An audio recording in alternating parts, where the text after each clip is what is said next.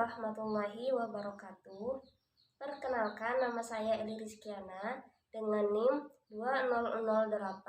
2008304052 dari jurusan Ilmu Al-Quran dan Tafsir 4B YIN Syekh Nurjati Cirebon.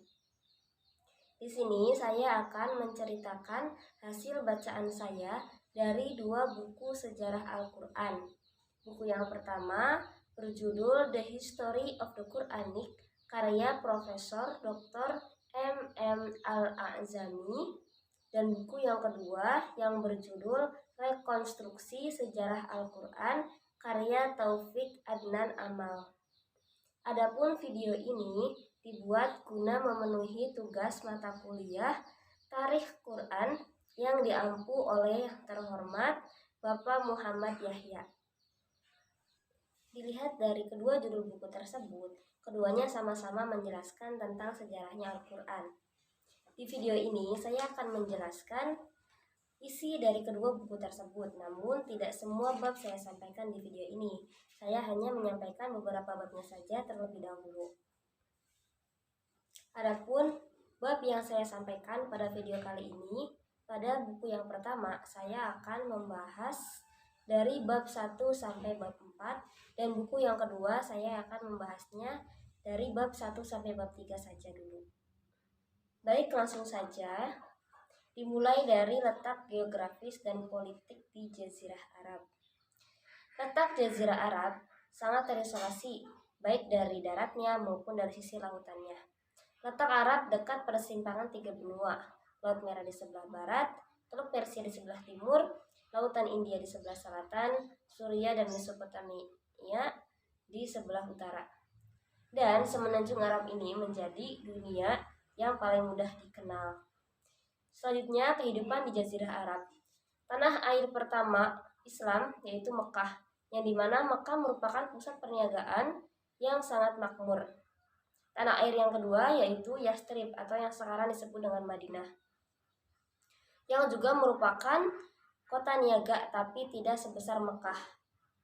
Di Mekah ini sangat tandus, pertanian dan peternakan menjadi impian. Kota Mekah ini sangat bergantung pada impor makanannya, dan kehidupan ekonominya sangat khas, yaitu dari sisi perniagaannya.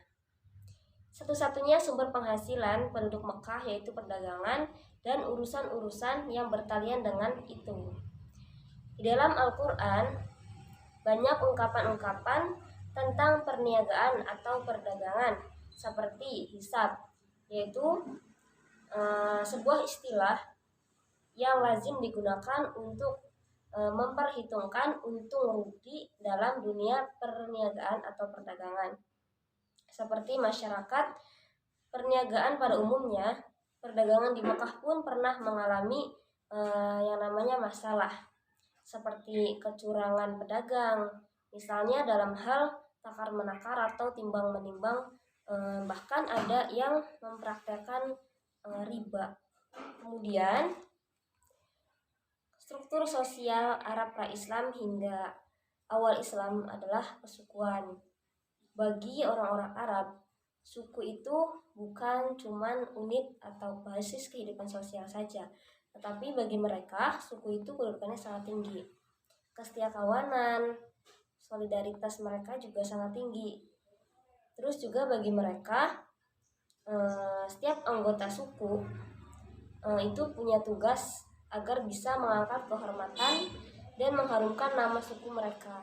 Di dalam Al-Quran, nilai kesukuan di Arab itu ada yang tertolak secara tegas dan ada yang diterima. Selain perdagangan, kehidupan di Jazirah Arab juga ada pertanian yang menjadi hasil panen utamanya yaitu kurma. Selanjutnya dari suasana keagamaannya.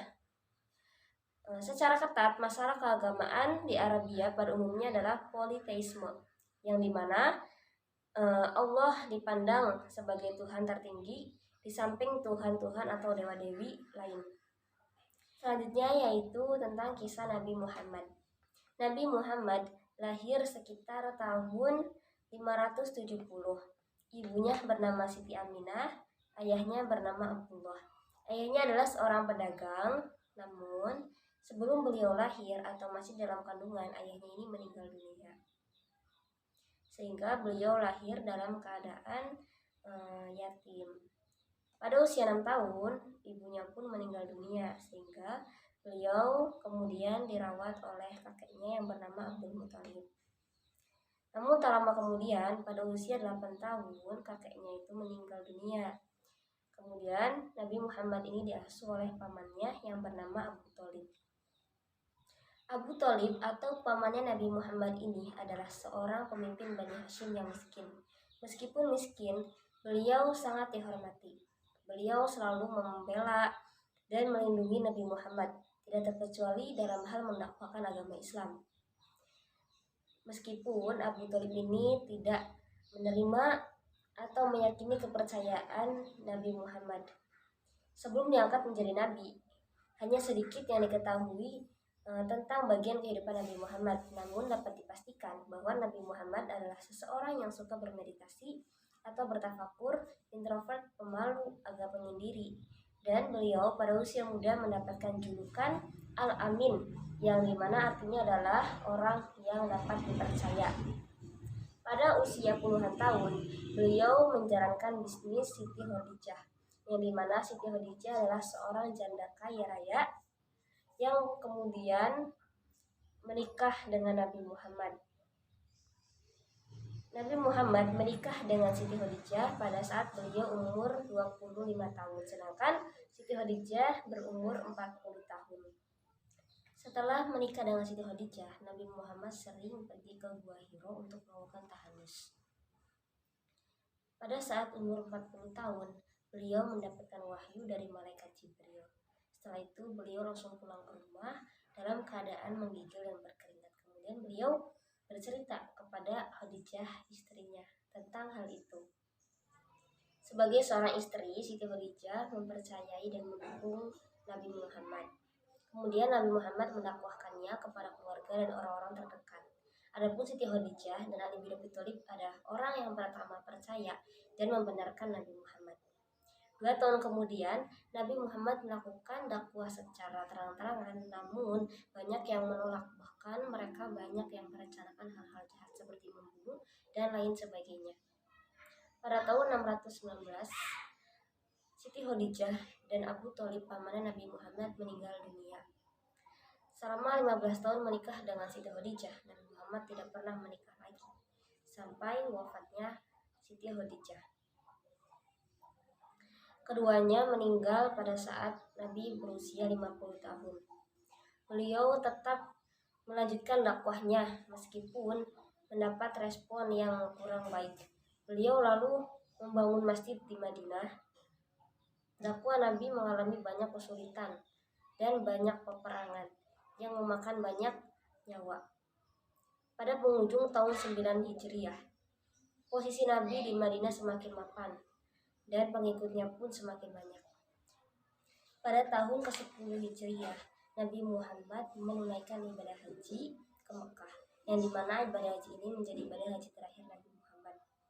Sekembalinya ke Madinah, beliau jatuh sakit yang kemudian meninggal dunia, yaitu pada 13 Rabiul Awal tahun 11 Hijriah. Selanjutnya adalah asal-usul Al-Quran. Al-Quran diturunkan kepada Nabi Muhammad kurang lebih selama 23 tahun. Al-Quran sendiri berarti kumpulan atau gabungan. Di dalam Al-Quran ada yang namanya surat dan ayat. Surat adalah nama yang digunakan untuk merujuk bab Al-Quran yang seluruhnya ada 114 surat. Sedangkan ayat adalah istilah yang digunakan untuk merujuk bagian yang lebih kecil daripada surat. Jumlah ayat sangat bervariasi dalam 114 surat tersebut. Kata surat di dalam Al-Quran muncul sebanyak 9 kali dalam bentuk tunggal dan 1 kali dalam bentuk jamak. Sedangkan kata ayat dalam Al-Quran muncul sebanyak 400 kali, baik dalam bentuk jamak maupun bentuk tunggalnya. Nama lain dari Al-Quran menurut mayoritas sarjana muslim yaitu Furqan. Berikutnya yaitu sumber-sumber Al-Quran. Pada umumnya, kaum muslimin meyakini bahwa Al-Quran bersumber dari Allah Subhanahu wa Ta'ala yang diterima oleh Nabi Muhammad Shallallahu Alaihi Wasallam. Dan Al-Quran pun menjelaskan demikian. Adapun ayat yang pertama kali turunnya yaitu Quran Surat Al-Alaq ayat 1. Wahyu-wahyu yang diterima Nabi Muhammad SAW itu bersumber dari Allah Subhanahu Wa Taala. Dan objek utama wahyu di dalam Al-Quran adalah Muhammad. Wahyu yang diterima Nabi Muhammad dilukiskan dengan berbagai cara di dalam Al-Quran. Di Al-Quran dijelaskan bahwasannya Jibril merupakan agen wahyu atau utusan spiritual yang menyampaikan wahyu ilahi tersebut kepada Nabi Muhammad. Bahkan dijelaskan pula bahwasannya Jibril menyampaikan wahyu ke dalam hati Nabi Muhammad. Selanjutnya yaitu kronologi pewahyuan Al-Quran. Seperti yang sudah dijelaskan tadi bahwasannya Al-Quran itu diturunkan secara berangsur-angsur kepada Nabi Muhammad kurang lebih selama 23 tahun. Penetapan Al-Quran sebagai sumber primer hukum Islam juga memainkan peran penting dalam upaya penyusunan suatu aransemen kronologis kitab suci tersebut. Setiap surat Al-Quran diwahyukan sekaligus atau selama suatu periode yang singkat sebelum surat berikutnya diturunkan.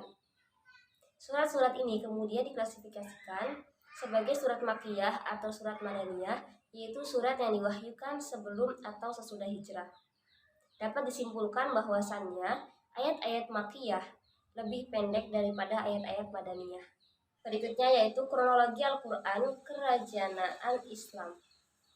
Ada 3 riwayat kronologi pewahyuan surat-surat Al-Quran. Yang pertama yaitu bersumber dari Ibnu Abbas. Yang kedua yaitu bersumber dari manuskrip Kaya Umar Ibnu Muhammad Ibnu Abdul Kafi dari abad ke-15. Yang ketiga yaitu bersumber dari Ikrimah dan Husain Ibnu Abi Al-Hasan. Riwayat pertama dan riwayat kedua identik antara satu dengan lainnya, sedangkan riwayat yang ketiga hanya memiliki perbedaan yang relatif sedikit dari 2 riwayat yang tadi. Langkah pertama dalam penyusunan kronologi adalah penentuan unit-unit wahyu dalam sebagian besar surat Al-Quran yang memiliki kandungan ayat dan berbagai periode pewahyuan. Penyusunan rangkaian kronologis unit-unit wahyu Al-Quran itu memerlukan upaya-upaya kesarjanaan serius dan memakan waktu yang lama. Mungkin cukup sekian yang bisa saya sampaikan. Terima kasih. Wassalamualaikum warahmatullahi wabarakatuh.